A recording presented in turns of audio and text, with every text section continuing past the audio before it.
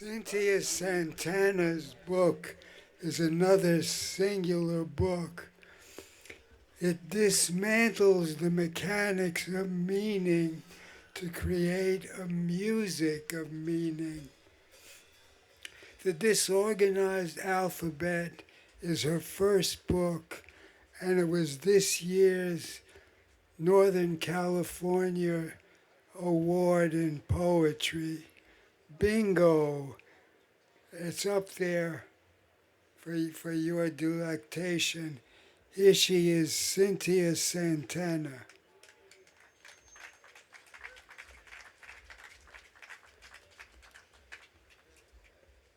Hardcore. You guys are hardcore, but that's what we expect, right, out of poets and poet readers. Thanks to Joyce and Poetry Flash, Richard, and everybody else who's been helping organize this and has persisted throughout the obstacles of construction and heat, etc. Also to Pegasus Books. I especially want to thank you for being here. You could be, as someone else said before me, that you could be anywhere right now with AC, perhaps, but you have chosen to be here in the 95-degree heat. And I don't know if you know, but if a poet reads in a forest and there's no one, or in a park, and there's no one there to hear them, do they make a sound? Yes, they cry. They cry. So I am not going to cry because you're here. So I'm going to read, well, I actually think I'm going to begin with a poem about water, since it is hot. And it's also a love poem. It's called Welling. And it has 5 sections. Are you afraid now? They're short. Welling. 1.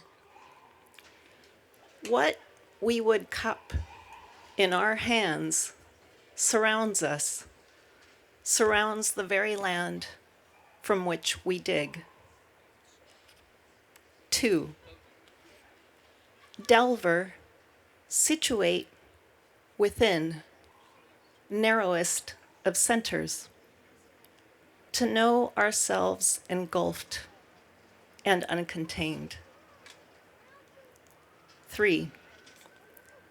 The first circle, the eyes, horizon, the limitless, mind, dreams, encompassing. 4. When our eyes open onto openness, the horizon, the second circle, forms. 5. From narrowest of wells, groundswell, bound and boundless, we drink the ocean at our lips.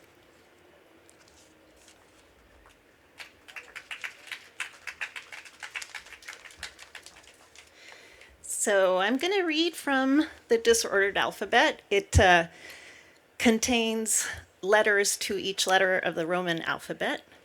And I'm going to begin with my poem for the letter V. I heard on NPR some years ago now that they were interviewing the caretaker of a forest in the northern Italian Alps, where they're still growing the kind of tree, the spruce, that was used to make the Stradivarius violin.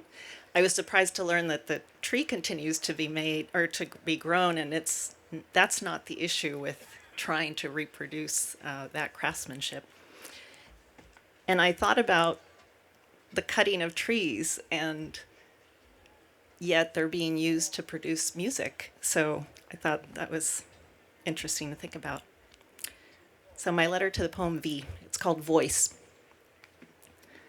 A spruce does not speak, but for you, listening to the borer like a corkscrew through the bark, to the sound made each time it hits a new ring, a history to be lathed, milled into pale ribbons, released through sound holes in the shape of letters or rosettes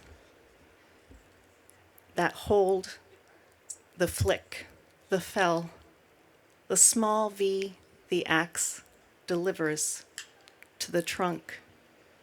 For you, I timber, and riven I river through air, vibrato, the violence in the violin, and the saplings born to suffer in my shadow grow.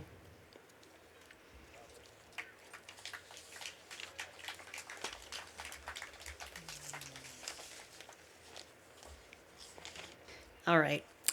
Ode to your salmon soul, to your mother and your father, and their mothers and their fathers, to the pale pink of their love and their cold, unseasoned waters, because they made you, you, you. Ode to your mouth gasping, to its echo of my gasping, to your bludgeoning, which is my bludgeoning, and the tears lost to this water. Ode to the bear's maw, wound wide and lovely dark, to the quiver and muscle, the barb, the tidal marsh, and the cruelty of shallows, to the fight, the current, the heave and the climb, to the higher, higher heights, and the estuary sky, a riot of stars, silent winks that bind. Ode to the slope, the steepness, the leap and the lope, to the feast and the stones, to Chinook and chum, to the sweet eelgrass, to the first gravel nest and the next, to your rings, your narrow, wide, to your hump, your growing teeth and your kype.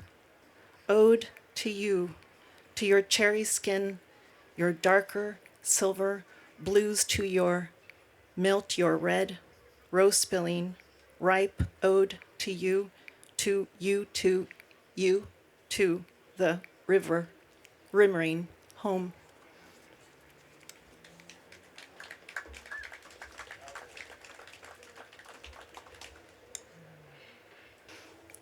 Dear Bee, never the bride, never been better, nor best. A burden is nothing like a bird. A bus become a boy, little boy. A boy become a bomb. Let bygones be, let bygones be. Breath is but borrowed, brief, and the body betrays because you be. Burrow, bury the black in the berry, bury the bumble in the bee. Bless the bean, bless the butter and the cup.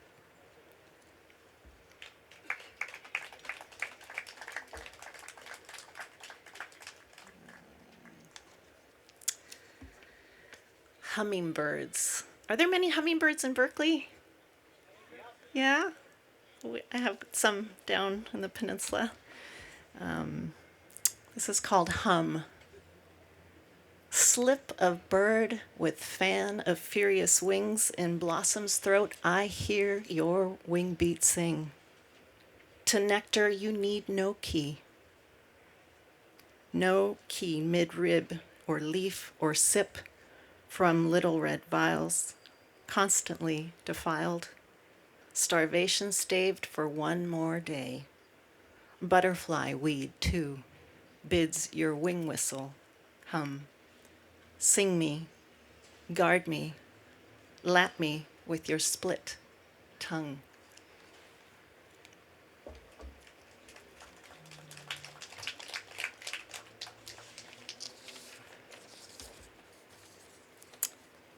I went to Patagonia, was my last big trip before the pandemic.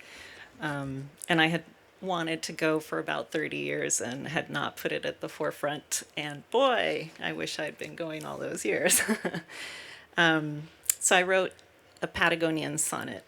The chauda berry and the palomita orchid, the yellow violet and the pan de indio, firebush, chow chow, moss and shale, hognose skunks, the Southern Cross, a red fox named Martin, lenga leaf, paramela, shallow-rooted trees stunted by the wind, the Wemul Glacier and the Wemul Lagoon, cliffs not worn, sheared, the wind howling, the wind howling, the austral pygmy owl calling, Calafate, zapatito, de la Virgen, nigre. At night, I dream of blue gods. I dream it is so dark I cannot find the exit. El Chaltén, Punta Sur, aguas arriba. The milk blue river in the glacier's shadow snaking through the desert steppe. Gunshot sounds. Perito Moreno, calving. Coyhaique, Puyuhuapi, bloodied sheep hoof, bone and wool. Puma left. The Huequelche tell of a God so lonely, his tears create the sea. Bariloche, Punta Tamba, Ushuaia, I am far from home. Whose wrath do I flee?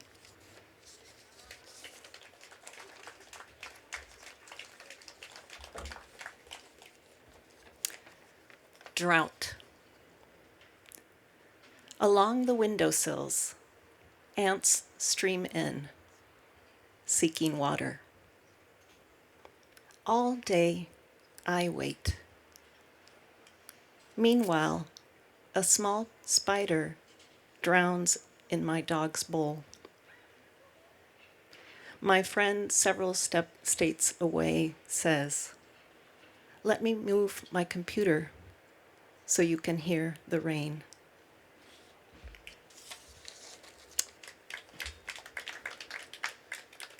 And I'll end with one more. Yeah. The very last poem I wrote for this collection was my letter M poem. I basically had to redo my other initial intended M poem. So I had to start from scratch, and it's called M Anew. Maybe the manatee, the mustard grass, and millet seed. Maybe the matter of mass and what it equals. A marvel, the moment, a minor terror, a mercy, a movement in the manifold held as a Madeleine is to memory, mapped in the mouth and in the mind. Your mouth in my mind's eye, inscribed, and having made it to the moon, I say, hello moon, hello darkness, hello moth and mole and mountain. Thank you for listening.